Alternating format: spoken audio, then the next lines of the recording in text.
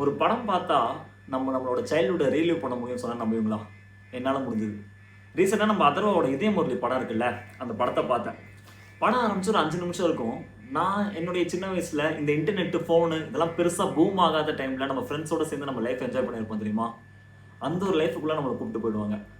நமக்குன்டே ஸ்கூல்ல இருக்கக்கூடிய நம்மளோட ஸ்கூல் கிரஷ், லவ் ரொம்ப நாளா நம்ம லவ் பண்ணுவோம். அந்த லவ்வ நம்மளால சொல்ல முடியாது. 90ஸ் கிட்ஸுக்கே இருக்கக்கூடிய ஒரு பிரச்சனை.